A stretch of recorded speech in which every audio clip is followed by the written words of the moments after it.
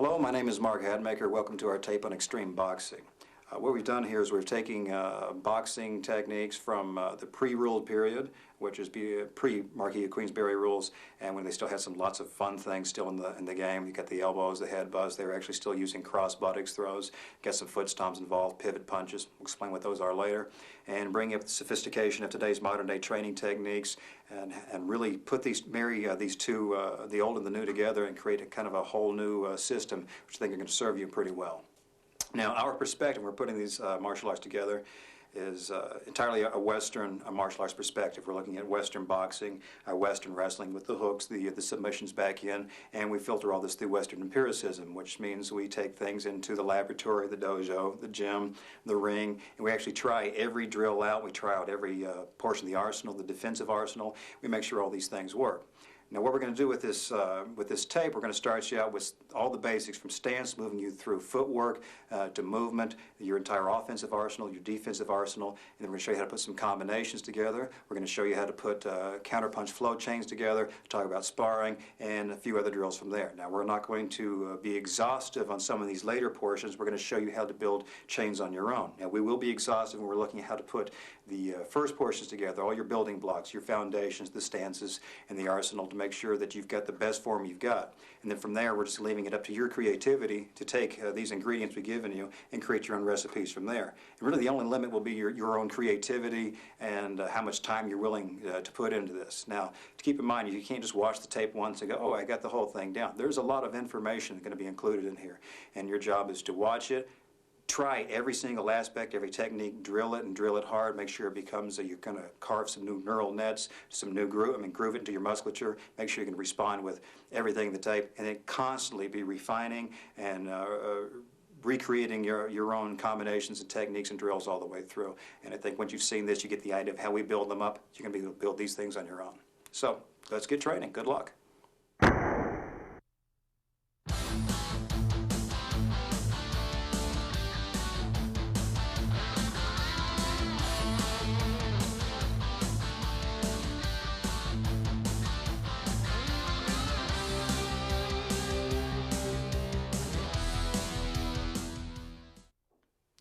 When we're talking about putting together our boxing system, the first thing we need to address, of course, is going to be your stance. When we're talking about stance, I'm going to have my demo standing in a static position, even though we know everything we're doing in actual fight is going to be fluid and dynamic. We got to start out the static position to make sure we're putting everything together in the proper order. One of the things we have to remember when we're doing this boxing, the extreme form, is we're just not boxers only worried about the punches coming in, and we're also worried about the kicks, the elbows, the headbutts, and of course the shoots. So our stance is going to be a little bit wider than usual because we have to address the concerns of the boxer and the wrestler. So we're going to kind of split the distance a little bit, where boxer's going to be a little bit up on the toes, a little bit of a narrow base. And the first thing we have to look at, if we can imagine standing on the face of the clock. You just stand to the side just for a moment, Corey, for me. If we're standing on the face of the clock, if you have a right lead forward, your lead foot is going to be at 12 noon, and your left foot's going to be back on 8 o'clock. Now, if you have a left lead stance, just reverse that. You're going to be left foot, noon, and your right foot is going to be back at 4 o'clock. Now, I'm a right lead forward, so I'm going to train from my comfortable side. So I've got my right foot, my lead foot at noon, and my rear foot is over at 8 o'clock. Now, boxing stance, this is about a shoulder width apart, but I'm not just worried about boxing. I'm worried about the shoot coming in, so I'm going to have to be a little bit wider on this clock face. So I'm just spreading out my 8 o'clock foot a little bit wider. Most of the weight is going to be on the balls of my feet, but I am not up on my toes. I can still feel my heels on the feet, but I still feel most of the weight ready to shift coming through the balls of the feet the entire time. My knees will stay slightly bent throughout the entire course of my movement. Even during this static stance of standing here, I'm never going to come upright the entire way. As soon as my hips come up, this is the time for someone to shoot in and take me down. We've got to make this important all the way through. Even though we're working on boxing techniques, we are still concerned with the shoot coming in the entire time. You want to use your boxing to set up the shoots and the takedowns just so someone else can bring you down at the same time. So we get wide base, bend the knees, weight is being felt on the toes, the heels are not up. We're not bouncing around. It's a little bit of wasted energy, and also a good wrestler is going to notice whenever your hips rise up, this is a good time to shoot in on you. Also taking a look at this, if I'm facing directly in on my opponent, what I'm going to do is I want my chest facing him, but I'm going to slightly have my feet turned off to my inside, meaning towards the inside of my chest. The reason I'm doing this, for example, if our kicks are coming in, we get some round kicks coming in, we get some thigh kicks coming in, rear leg kick going in. If If I've got the side of my thigh directly in, anyone who's taken this shot before knows what that feels like. If I get my feet slightly to the inside when the kick comes in, it gives me a little bit of time to feed them into the hamstring if need be. I know some people are going to tell you they're going to be able to point the knee into it. That's a great technique as well. Pretty common in some Filipino martial arts. Again, what we're looking at, since there's not a lot of kicking in the system that we're doing here, when this kick is coming in, we're looking to even lower the base even more and shoot in behind the kick. So when he does throw that kick, I'm already low on this. I can drop my base and shoot in behind. Give me the kick. So by giving him the hamstring, I'm protecting the outside of the quad, which is pretty much where most of the pain's going to come in anyway. So I'm back on my 12 and 8. I'm feeling the weight on the balls of the feet. Knees are slightly bent. My feet are turned slightly to the inside, pointing towards my chest. Now my hand position here, my elbows are resting on my ribs. This naturally has to protect my ribs the entire way. If we're doing standard boxing, if I give you a profile, they're able to take their elbows out from the ribs to some degree. But they're not worried about the kick being shot up underneath the ribs. We are. So we got to rest the elbows on the ribs, let alone the 5 to 8 to 10 rounds anyway. That's where your hands are going to drop anyway. Now, once our hands are here, our hands form what is called the box position. As far as I'm concerned, this is the real reason it's called boxing. I'm forming a box with my arms. My forearms are parallel. Add another angle up top. Here's the top of the box. Here's the bottom of the box here. Keep my forearms parallel, elbows resting on ribs the entire way. I keep my shoulders hunched up, particularly my lead shoulders. If I'm talking on free hands on the phone, I've stuck the phone here, got the shoulder up the entire way, just trying to look like Quasimodo at this point. And I bring my fist in and I touch them on my cheeks. I always want to feel these on my cheeks the entire way. This is my little mnemonic to remind me to keep my face covered up the entire way. As soon as you drop this shoulder and travel your hands out from your face, this is when you're going to get blasted. Someone's going to be able to bring you down. We've got to protect this jawline at all times. So from the bottom to the top, weight is on the balls of the feet. We got our lead foot at 12 and 8, or 12 and 4. And we've got our knees are slightly bent. Coming up the rest of the body, we know that we're turning slightly to the inside. Our forearms are parallel. Our elbows are resting onto our ribs, and we are touching our cheeks with our fist the entire time. Our chin is down, tucked, and we've got our shoulder up the entire way. Now this is going to be your basic position, our basic reference position. We're going to bring all these other techniques out from. So this is your stance. We're going to start talking about how to move it dynamically. But first and foremost, get a mirror, check yourself out in it, and make sure that you've got everything we just discussed. Check back the videotape if you need to. Always use the mirror as your feedback.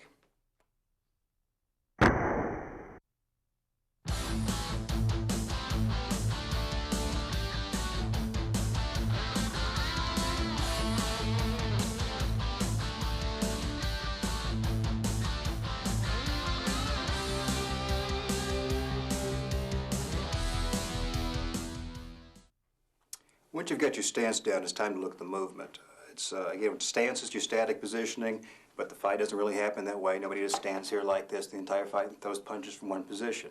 You've got to move the entire time. So if we go back to our 12 and 8 or 12 and 4 position, depending on whatever lead you have forward, a few concepts to keep in mind. One, always keep your feet a shoulder width apart, even whenever you're moving the entire time. Resist the urge to bring your feet together at any time. Anytime you have this narrow base, this is the time that, one, if you're hit high, with a good shot, it's going to rock you a little bit more. You don't have your legs to act as shock absorbers. And also, if you're shot in at this particular time when your feet are together, you will go down. So, same thing. You don't keep your feet close together. You got to keep a shoulder width apart the entire time that you're moving. Also, you will not cross your feet at any time during your motions. This bad move right here. Very big no-no right here. The people will shoot in and bring you down immediately. So when we are moving, what do? We're going to step and drag in all positions. I'm going to try and keep my feet in contact with the mat, the surface, the pavement at any and all times. And also, as a general rule, whatever direction I want to go to, the foot that is closest to that direction will move first. For example, if I'm going to move forward, my lead foot, my 12 o'clock foot, will step forward. I will drag the rear foot following that. When I move backward, rear foot will move in that direction, drag the lead foot. When I move off to my right foot, move in that direction and drag, left, and drag. No rocket science here again. Step, drag, step, drag, step, drag, step, drag. If I want to hit this angle, step, drag, back angle, step, drag. Not a lot to it really, just keeping the feet at least a shoulder width apart. As soon as I come to a static position, I'm trying to keep my 12 and 8 o'clock base the entire time. There's no bouncing going on, like you can't get away with in some boxing. Again, they're only worried about the punches coming in. We fear, we respect the shoot at any and all times, so I've got to stay low. Can't get into anything like this. I've got no hopping. I'm not moving. If I want to go forward, I don't move my rear foot first. it's always the lead foot, the foot closest to the direction I want to go, make the movement. A great drill for this is one, get in front of the mirror and just work all your motion, solo, by yourself. I'm going to show you how to do a pivot here in just a moment, solo. I'm going to bring in my partner and show you a mirror drill. We're using your partner as the mirror, and that way he can give you a little bit of live feedback, get used to moving off with the live opponent. Now a pivot is nothing more than what it sounds like. You're using your lead foot as a hinge, and you're pivoting back and forth. So for example, if I want to pivot to my inside, which means towards my chest, my weight will be in the balls of my feet on the lead foot, my rear foot will step around. This is a pivot. If I want to pivot to the outside, moving off to my back, the lead foot again is anchored, the balls of the feet on the mat, pivot to the outside. Simple enough. Pivot inside, pivot outside. The lead foot is always the hinge. There's your pivot, there's your pivot. Let me bring in Corey for just a moment, show this mirror drill we're discussing here. So for example, I will give him the leads. If I step forward, step drag forward, he will step drag to the back. If I step back, he step drags forward. I go right, he's going to go left, creating a circle. I go left, he goes left. See, I'm just following my motion. Retreat and back, here and here. You get more and more dynamic with this as the motions get down. You can have your partner watch your feet the entire time and let you know if you're making any mistakes, like I just did here, bringing my feet together. Eventually, when you get higher in the drills, you can exploit this. If he does see me bring my feet together, he's allowed to shoot in on me at that particular time and take his shoot in on me if he needs to. Now, to put the pivot in, what I will do is I will feed him some slow-mo punches. For example, if we get him bringing in just a moment, if I want him to pivot to his inside, towards his chest, I feed a punch and move past him. Let him pivot to this inside. The feed with his hand, he'll pivot outside.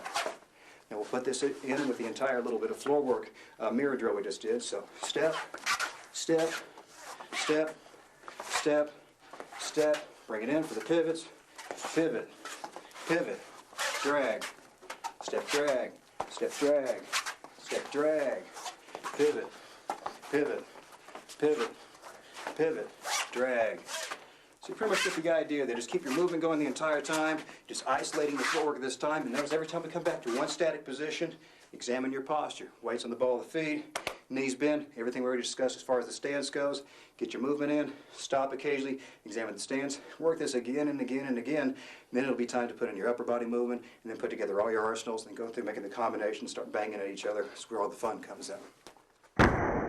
Okay, you've got your stance, you've got your footwork, it's time to look at the upper body movement, okay? A few things to keep in mind. Your body has to always be in motion because it makes it harder for target acquisition. It's like, just trying to say, it's hard to hit a moving target. So when here, there are a few rules as far as the movement goes. One is whenever I'm moving, I only have to take my upper body one head length. So I don't need to be doing anything wild and menacing like this, like Joe Frazier in the early 70s. So one head length is enough. And the other thing I need to do is take my hands with me as well. There's a tendency for people to think they're doing movement, but they're just moving their head the entire way, but they're leaving their hands behind, which means they're opening up their jawline the entire way. You keep those ideas in mind, you pretty much got it. There's two different types of movement you can use. You've got your long rhythm and you've got your short rhythm. Your long rhythm is nothing more than usually whenever you're in the outside range and you're usually just bobbing your head back and forth. It's usually more of a bouncing off the legs. And profile is going to give you something more along these lines. We have to assume that I'm in the outside range, shooting some long range shots, and I'm keeping my head going back and forth. Hands are going with me. It's one head length the entire way. Short rhythm assumes that I'm coming on in the inside. I'm doing some infighting, and this is the point where I'm going to start taking my head from side to side. If I start going long rhythm on the inside range, I'm usually leaning myself right into an uppercut, so side to side movement is enough. So usually I get a little bit more compact, bend those knees, side to side. Now the best way to learn the long and the short rhythm, get yourself in front of a mirror, back and forth, throw some of your shadow boxing combinations, and just watch yourself and make sure that you've got some rhythm going the entire way. Long rhythm, back, just keep one head length the entire way. It'll set you up with your long and short rhythm.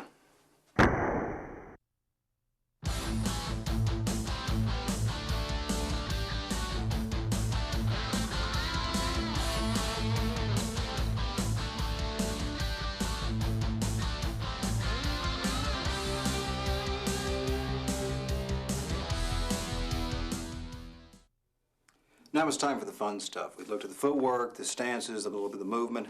Now it's time to start actually hitting some things. Let's look at all the striking tools involved in the Extreme Boxing system. Of course, there's the 5 punches commonly used in boxing now, but there's a few things that we're reinstating that were used back when Jack Broughton was doing some bare knuckles boxing in the early 1800s. Some pivot punches, the elbows, the headbutts, and some of the foot stomps are back in. You could also do a cross buttocks throw, which is pretty much more along the lines with the wrestling. We're mainly keep this with the striking tools right now. Now, if you're actually going to be striking in the street, of course, you can make a fist if you so choose. I would recommend striking with the heel of the hand. Usually whenever you're training with a partner, it's best to put on the gloves. You will be making a fist, and just go ahead and learn how to roll a fist correctly. Whenever you're rolling a fist, you're going to roll from the little finger up the palm. So little finger, ring finger, middle finger, index, all the way in. This allows me to compact this fist a little bit more tightly all the way through. Now we're going to look at the striking surface of the fist. Now commonly, I've heard this for years and years that in most martial arts circles, they're wanting to strike with the index and the middle finger knuckle. I'm telling you, this lines up better with the bones of the forearm, and it gives you a little bit more power with reinforcement. I personally happen to think it's bullshit. You're going to find if you actually start striking things, hitting heavy bag along this way, so if you're really thinking about just striking with these knuckles, you start pronating your wrist, start tearing the tendons up through here and come out with some wrist problems. What we're going to do instead is strike with the back 3 knuckles. It's just not my idea. Jack Dempsey, all the old timers felt the same way about this. Hit with the back 3 knuckles, also with the flat of the fingers as well. It's just not trying to hit with this small cutting surface area.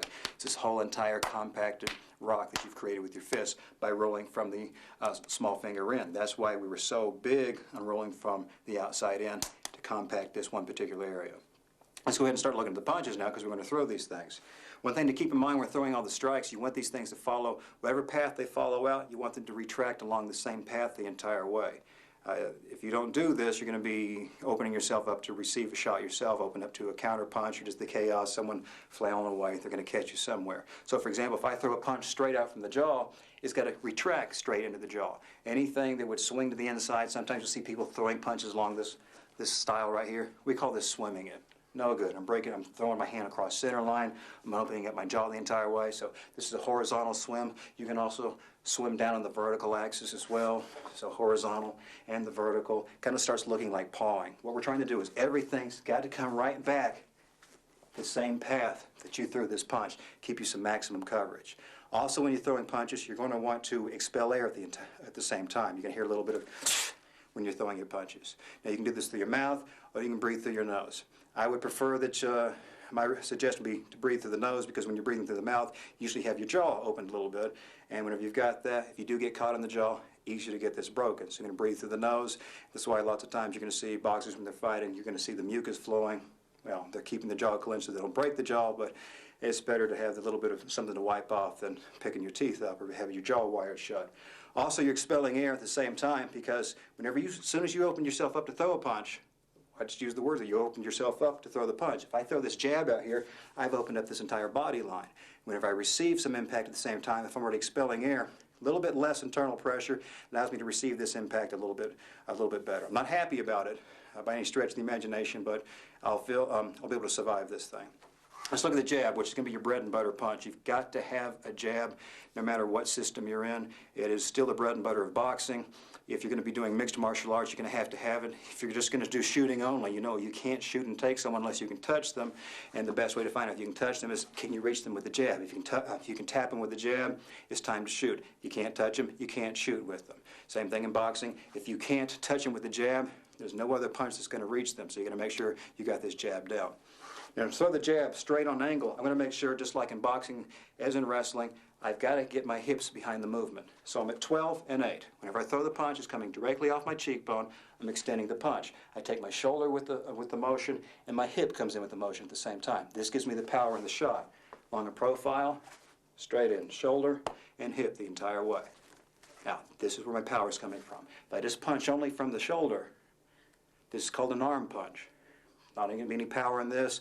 Yeah, I'm going to maybe, we call this a show jab. Whenever you see this kind of thing, I'm able to get them to blink their eyes, maybe get a flinch response out of them, but it really is not going to have any load power behind it. By getting my hips behind this punch, then it means something. So there's a big weight transfer where my feet are pretty much at 50-50 right now. As soon as I throw the punch, it's going to probably end up being 70-80% of the weight will sit on this lead foot as I shift my hips over the front of it.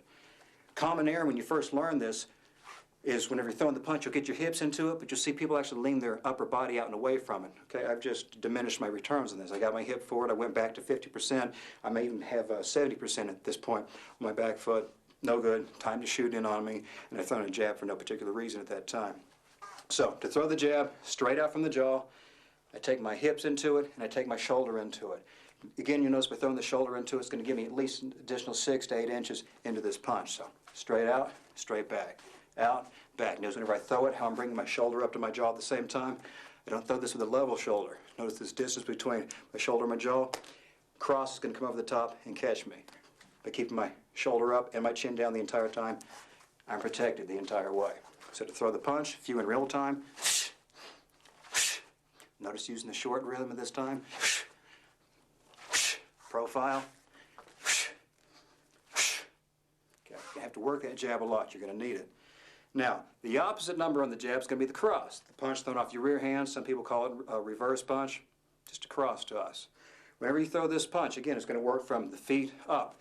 I'm going to move off. I'm on my 12 and 8. I'm going to turn my feet to face both on the 12 o'clock. So I'm going noon with my feet. Whenever I throw this punch, I'm going to be raising my rear heel, can't even say it now, rear heel off the mat. The altitude, guys. Whenever I turn, bring that heel up, and I don't wing it to the outside like I'm throwing a golf swing. Okay, this really gives me no stability. I'm pushing straight through the entire way. So 12 and 8, turn to the 12, and push. Whenever I push, I'll also be advancing my rear hip through the punch. So turn, push, hip comes through, then I'm able to put my shoulder behind the punch as well. So I turn, push, retract. Turn, push, retract. Straight on.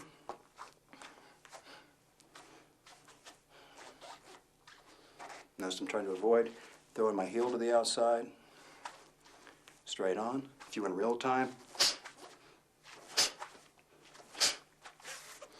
Profile. Bringing the shoulder up to protect your jaw the entire way. Take a look at the lead hook now. Go ahead and tell you there's only one hook. You have a lead hook. You don't have a rear hook because this is coming from so far back. By the time I open up this rear angle here, a straight-in shot's going to beat this thing. So forget this. A rear hook is just like a haymaker. You don't really need it in your arsenal. To throw the lead hook, just like on the pivots we talked about earlier in the footwork, where I use the lead foot to walk around, I'm using the rear foot as a hinge this time. And if I drop my hands out of the equation for the moment, off my rear foot, my upper body is a door. Me slamming this door using the rear foot as the hinge. As such. Whenever I start adding in the hand motion with it, you notice this allows me to take my hips to be behind the punch the entire way. This is not a hook where I just throw my arms the entire way. This is going to be all pec and front deltoid. Okay? Don't have the musculature for this. But putting the whole body into it gives me really something to bang with. The other thing I'll do with it is I'll keep an extreme bend on my elbow. I'm going to keep a 90-degree angle on my arm. It's one fused piece of bone. I'm not going to get so far with it and then start extending my arm through it.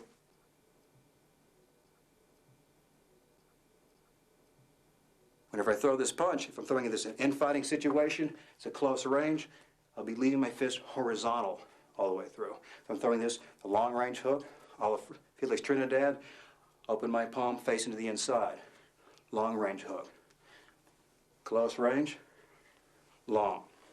Close, long, close, long. And I was using the door slamming all the way through. A few in real time. Long, immediate recovery, profile, short, long, long, there. Let's look at the uppercuts, which are only used for infighting. We've got to be all the way inside for these to work. Now, if you're going to lead with an uppercut off the lead hand, rear hand, pretty much going to work the same way as far as the dynamics go and the setups go. What I'm going to do, this is not an uppercut. Dropping my hand and opening up my entire body to throw the shot. What I'm going to be doing first is if I'm throwing with my lead hand, I'm going to dip my legs on that side and profile. Dip, dip, and I'm going to think about scooping my lead hip upwards. So dip, scoop upwards. dip, scoop upwards. Whenever I dip, then I can bring this fist out about 6 to 8 inches from my chin, and then stand up through the shot. Notice whenever I stand up, I don't continue on a rise with it. I never let my fist travel beyond this upward plane of my shoulders. Here. Up, dip, dip, and up. Same thing if I throw it off the rear side. I turn, just like we did in the cross. My 12 and 8 turns into the 12. Turn the hip forward, dip on this side, travel the fist out about 6 to 8 inches from the shoulder. Stand up through it. Don't let it extend past the shoulder plane. Turn, up. Lead, rear. Lead, rear. Lead, rear. Straight on, lead. Real time. Rear.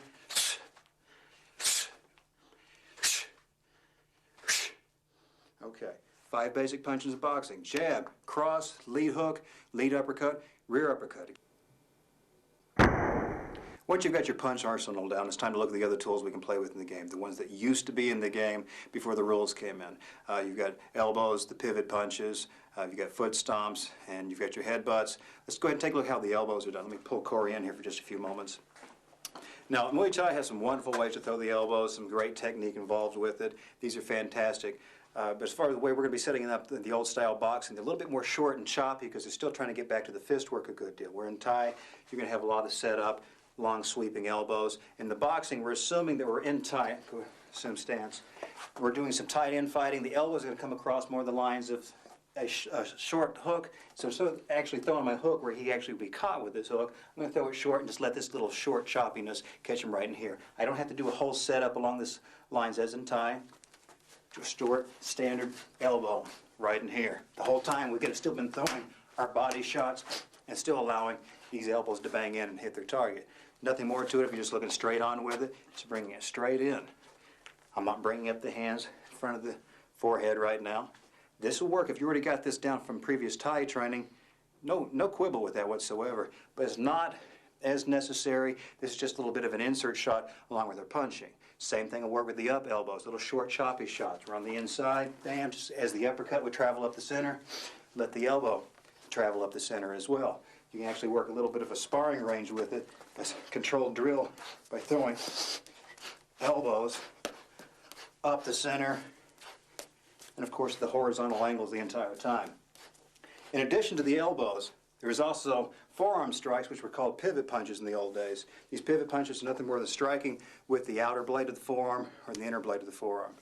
The pivot punches usually was used whenever you missed with a hook. If I had a hook that came long and looping, if I was in a short range, the elbow still would have caught him. So if I'm throwing this hook, the hook catches him, great. If he's leaning in on the hook and I miss the hook, elbow catches him. If he zones out from the hook and I miss with it, on my retraction of the hook, I'm going to allow my arm to open up and catch him with the entire forearm. It's not going to be a hammer fist at all. We're catching him with the cutting bone straight in and back across the neck. Usually the target is soft tissue in the neck. Hitting the bone is fine, but you want the soft tissue. So again, if he's in close with me, I miss the hook, he's hitting the choppy elbow.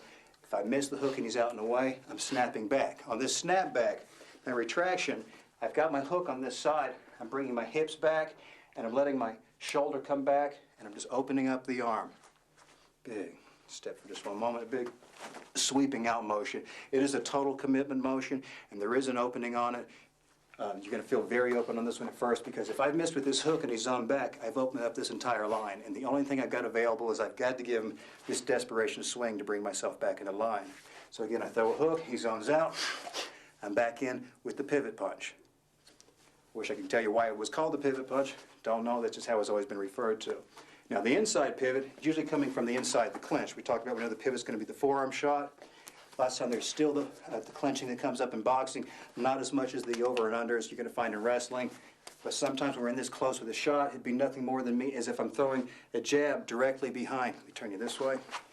A jab directly behind his neck. Whenever I throw this jab, I'm going to turn my thumb to the inside and allow him to catch the soft tissue of the neck again with the inner forearm. So, bam, catch him in here. Doesn't look like much of a shot.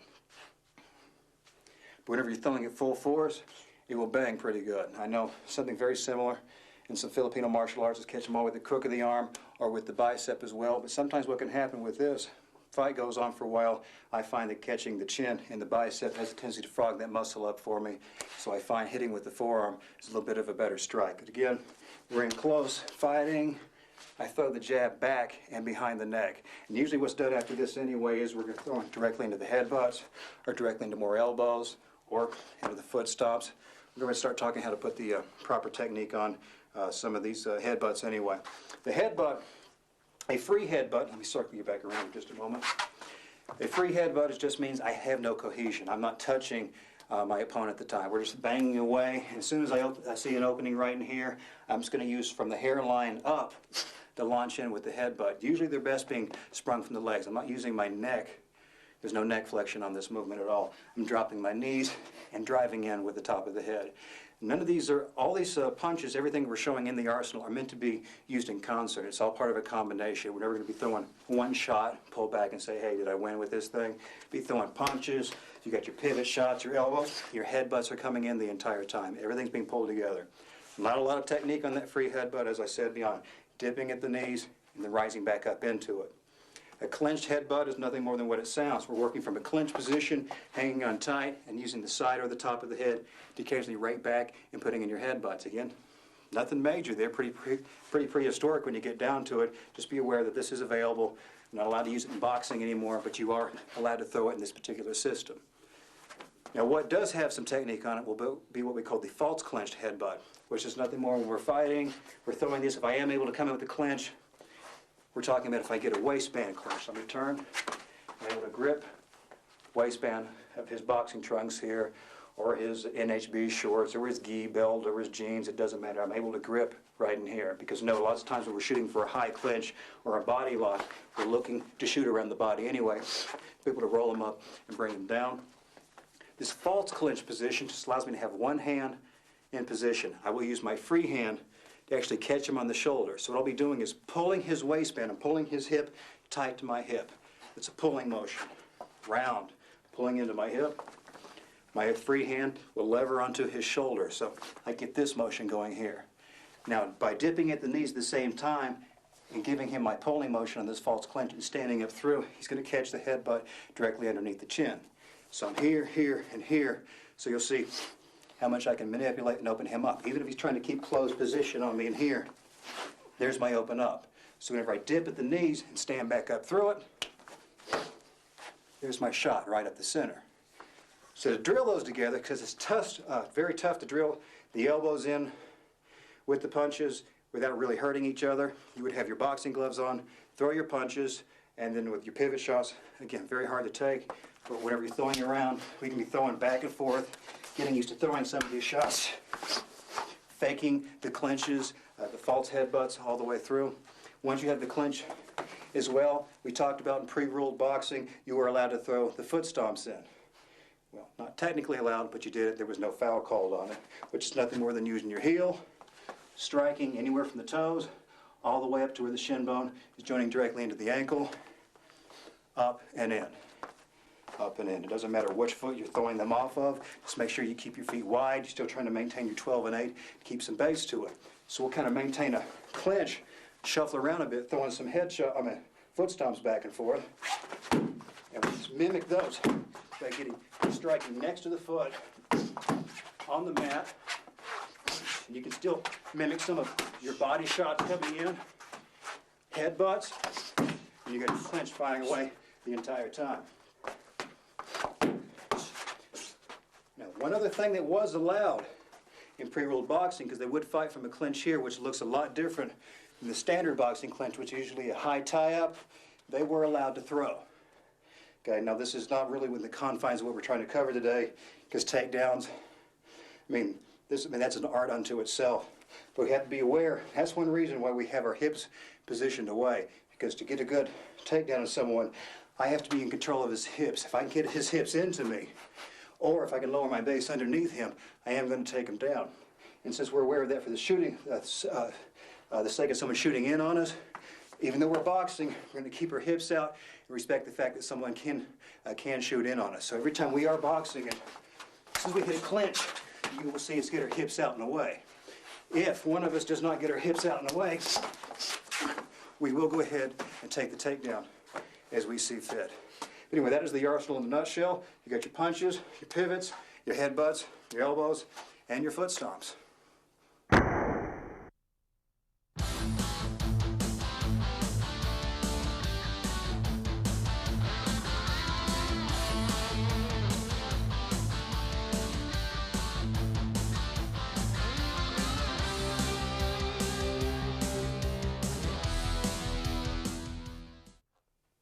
We've talked about how to hit, now let's talk about how not to get hit. Where's the fun of hitting someone if you're getting hit back at the same time?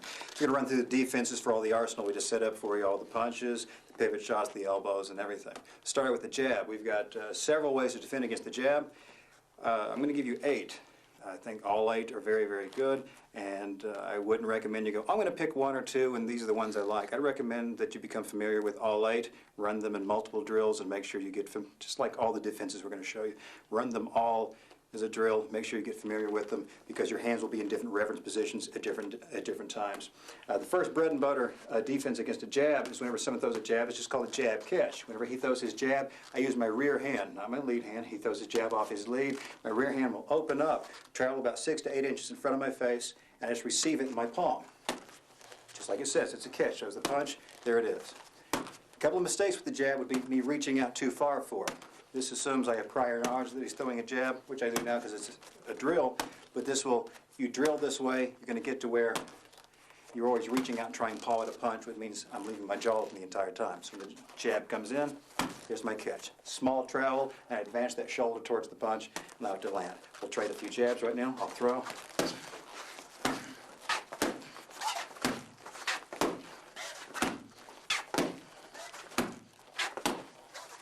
Notice there's a little bit of impact sound there. We're not receiving these lightly. If I just have my hand out here lightly when he throws the punch, I'm going to get some little bit of back blow here and end up hitting myself. So that comes out. That catch is a little bit of a, I'm smacking in on this thing. Make sure it doesn't come back to me. The other way I can treat this jab, catch was assuming my hands are right in front of this punch as it comes in. Throw it again. My hands are slightly in the outside reference position, which hopefully they're not going to be because I'm going to be standing in proper stance the entire time. I'm going to throw a cuff or a parry against it, still using my rear hand. When he throws the jab, I'm coming against the outside of the glove, and I'm just hitting in the cuff, hence the name, just cuffing the punch. Whenever I do this, I'm going to avoid my defensive motion becoming a swim. I'm not doing an inside forearm block and sacrificing a lot of space here. Use lots of economy of motion here. Smack it, and then circle my hand right back to position. Smack and circle. There it is. Cuff and circle. So he throws, cuff and circle, like that. Exchange a few. I'll throw.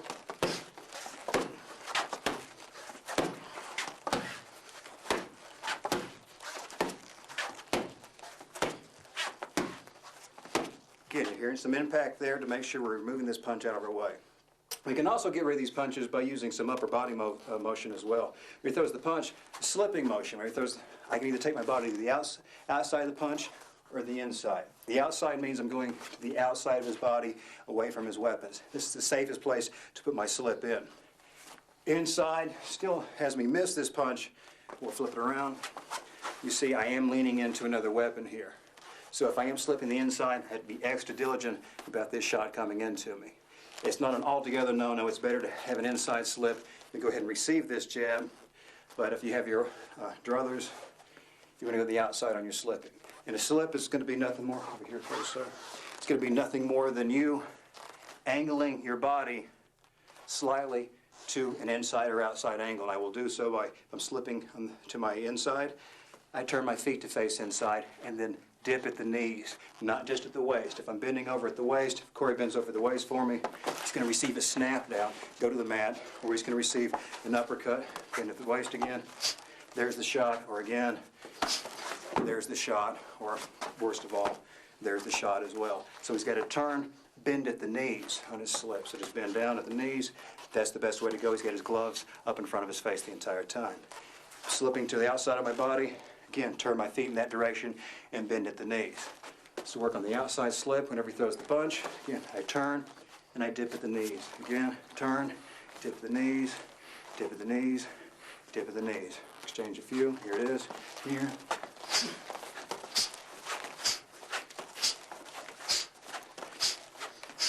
with the inside angle. Whenever I throw, notice you're going to turn, slip inside, inside.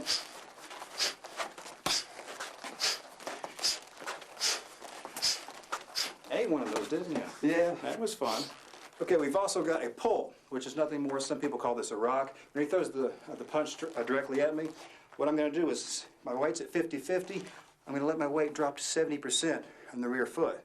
When the punch comes in, I'm slightly letting this just come out.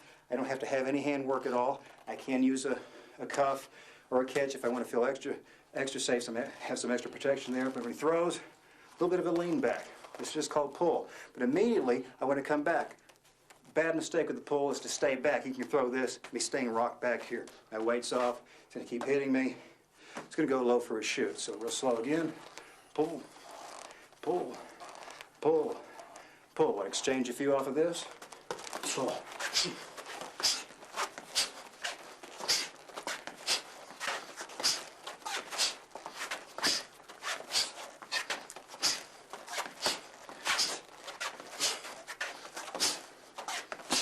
Okay.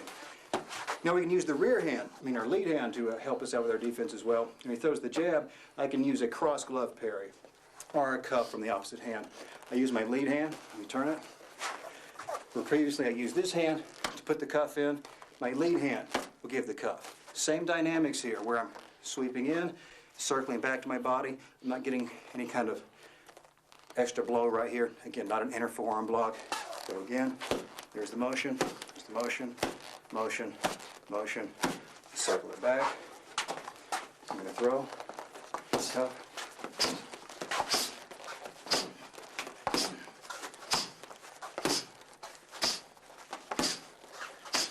There you go. Optimally, where I'm catching him, inside the wrist, blowing it out.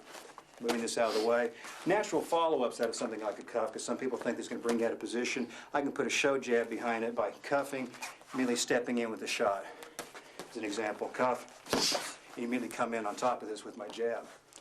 Another technique I can use if my hands are in a low reference position, which if I'm smart they never will be, but for some reason I've just thrown, perhaps I've shot low, I'm in here, and he's thrown his jab on top, and I don't have time to come up with these other motions we just talked about. What I'm going to do is, since I've already been protecting my jaw anyway through good stance, if I throw low, I got this shoulder up, I'm going to put my shoulder in front of the jab. So if my hands are in low position, I just feed them a shoulder. Notice I'm turning with the hips and the feet to put the shoulder in front of it. Just turn on this side for a moment. Again, jab.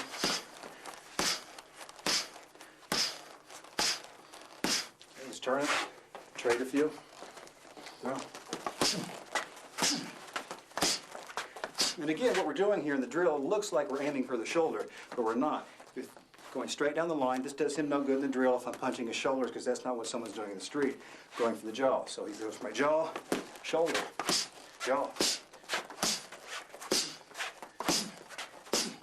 Get the idea. Last thing we can do against the jab here is just going to be nothing more than a step back. It's exactly what it sounds like. When he throws the jab, I use my lead foot to propel me backwards. He throws the jab, step and drag back. Jab, step and drag back. Again, here. We've already done the footwork. We're just applying it to a defensive capacity here. Again, boom. And we'll trade those back and forth. I'll throw.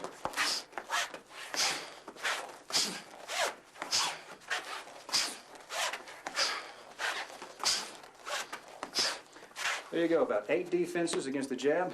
Work all those as an independent drill. Best way to do this would be put at least one 3-minute round on each drill and then start mixing, matching all 8 of those defenses.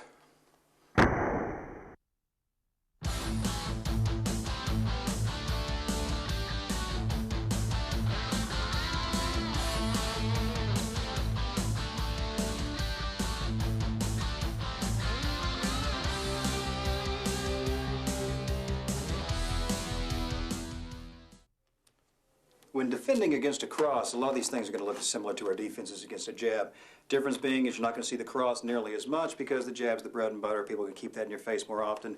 2, cross, since it's traveling from the rear side of the body, it's going to have a lot more wind-up, a lot more torque, a lot more power in it. So there's a few things you can't do. And the main difference is I can't catch a cross. So for example, if he's throwing a cross, I just want to open up his glove and put it in front.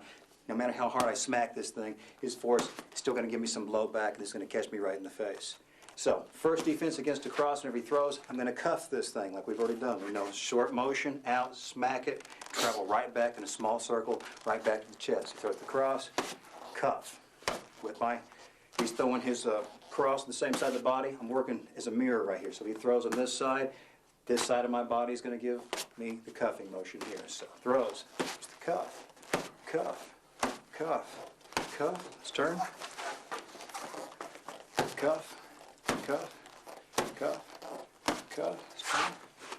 Trade a few. Going across for you.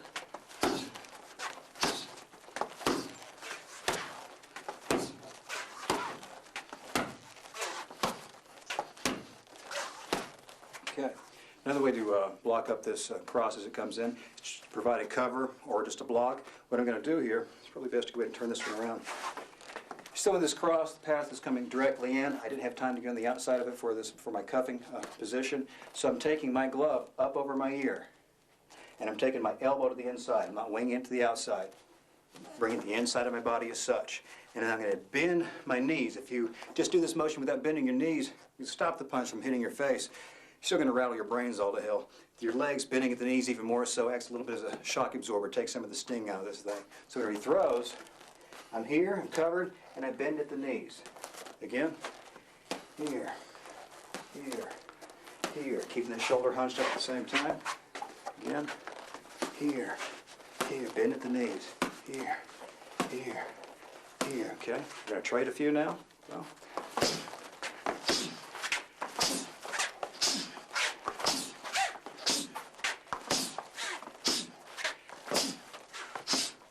Simple enough. Make sure though, if you do a few of these without bending the knees, you're going to feel it the next day. We're going to feel in the next 10 seconds anyway. Let's go ahead and look at, we used our slips last time, inside and outside slipping. Same thing against a cross. When he throws this cross, slipping to the outside, my preference is slip away from this tool. Again, I turn my body in the direction that I want to slip, and I bend at the knees, not the waist. He throws the cross, there's my outside slip. There it is. He throws the cross, I can slip inside again. Turn that direction, turn that direction, that direction. Just got to worry about this tool coming in. Throw again. Got to watch that hand. And again. All right, so let's turn. Let's go ahead and start a few of these. I'm going to throw a cross, slip outside, cross.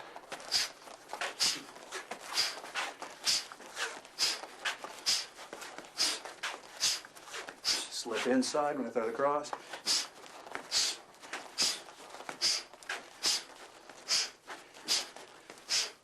All right, we can also use a cross glove parry or a cross glove cuff like we did against the jab. It throws this cross. My rear hand, which I've used previously as a catch against the jab, will come in, give me that small circular motion we've been talking about the entire time. Throws again. There it is. There it is. Way through. We'll trade a few. I'll throw. Damn.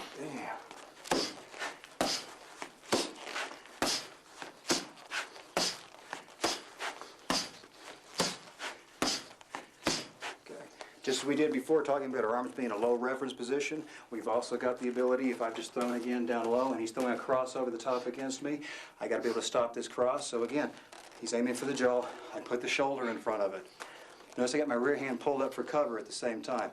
Lots of times when doing this roll against a cross, you'll see commonly to take the lead hand and drop it across the midsection and keep this one plastered against the jaw and your lead shoulder against the your lead side of the jaw. This prevents whenever he's throwing against the cross, a natural follow-up is going to be a hook. If it's throwing as a high hook, I'm already covered up. If he's throwing against it's a body hook, my glove's already covering up the solar plexus. But right now we're just worried about covering against the cross, but I'm still going to this proper rolling position. So we throw this cross, there's the roll. There's the roll. The roll. Again. Again. There. Turn it. Again. Again. Let's turn it back. Let's trade some. Throw, roll.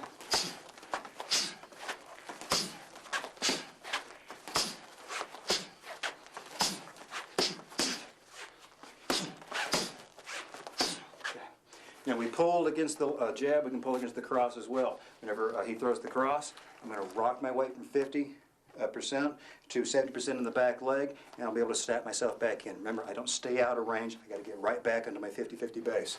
There's the cross. There's the pull. Pull. Pull. Pull. Pull. Okay, we'll trade a few.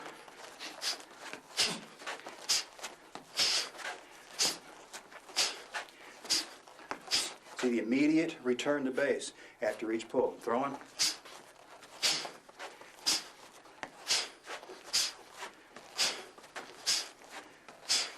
Okay, one last defense for the cross. We did the step back before, we'll do the step back again. Same thing when he throws the cross, my lead foot allows me to shove my weight back while I step in direct. So the lead foot pushes, I step with the rear foot, always stepping with that direction, pull me back.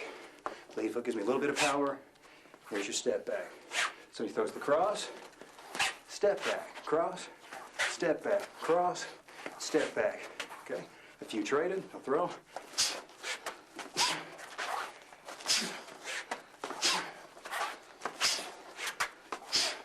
There you go, 8 more defenses, this time those against the cross. Mix and match them now with the jab cross drills all the way. We could do this all day and make a tape, 4 hours long trying to show you all the different permutations, but let's give you the basic building blocks. Let your creativity take them and put them together.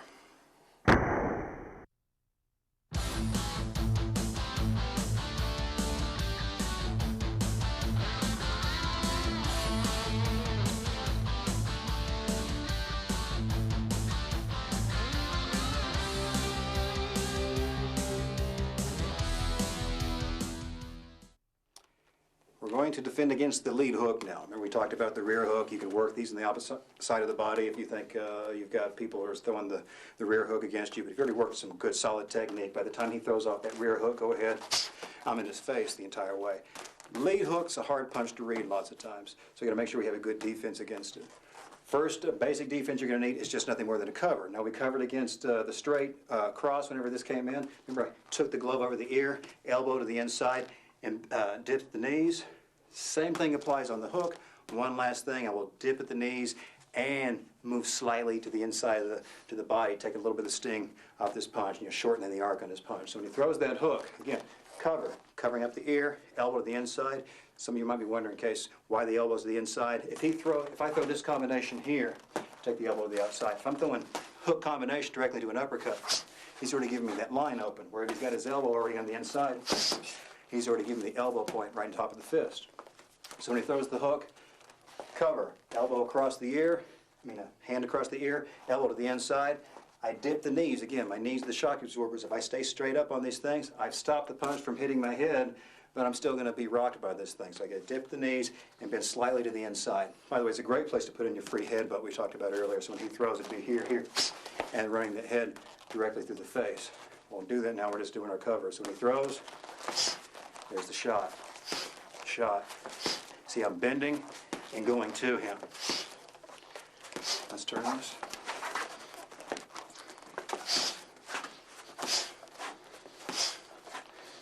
Also notice at no time when we're doing any of these do we leave our basic position. Our hands are up the entire way. So when I'm defending against the hook, you don't get in this pull back position at all. We're right here the entire time. We'll trade some hooks. I have the covers on them. I'll throw first.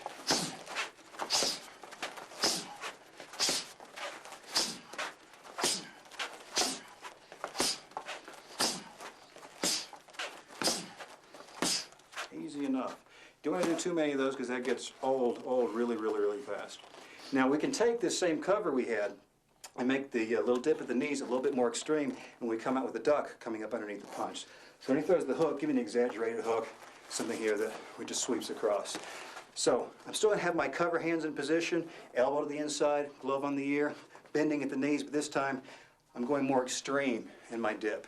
And whenever I dip in, I'm going to describe the letter V. I'm going down one angle of the V here. When I come up, I'm coming up the other angle of the letter V, coming up the inside of the body. So when he swings, dip, dip. Again, V, V. Of course, my hands will be up. Just look at where the legs are. Here and here. If I come up on the outside of the arm, great and good. If he's throwing with proper form, though, he's going to bring it back in. I'll probably more than likely come back into the chest area. So when he throws the hook, okay, he's got his hook coming in. Go ahead, dipping under the fist. Lots of times you're going to come up, you're going to feel yourself ramming into his forearm. You're just trying to close the gap, get on the inside. Throw the hook. There's the duck. I'm in this side, in the inside. He's eating the free headbutt.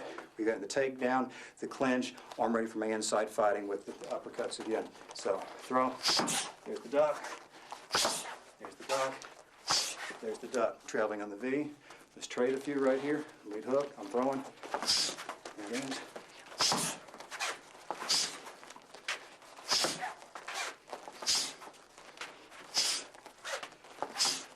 There you go.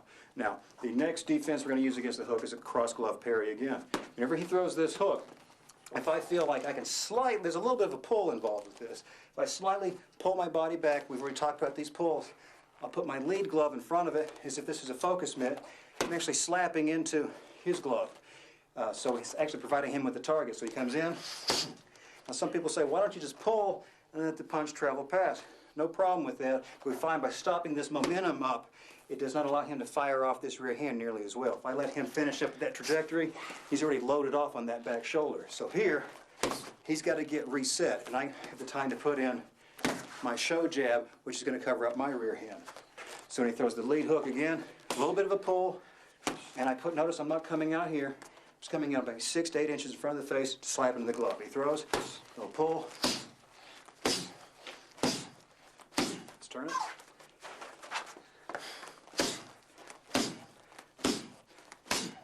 Sure you can hear the impacts. Again, you're showing I'm really trying to stop this punch up. We'll trade a few. I'll hook first. Let it up.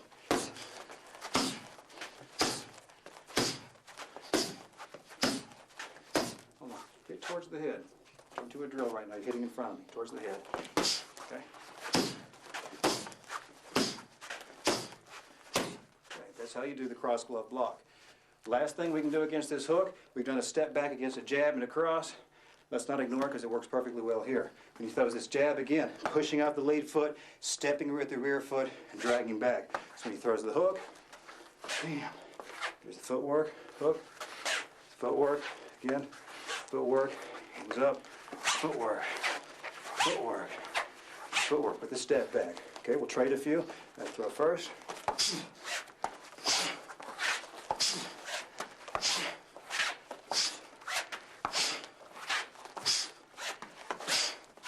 Okay, there you go.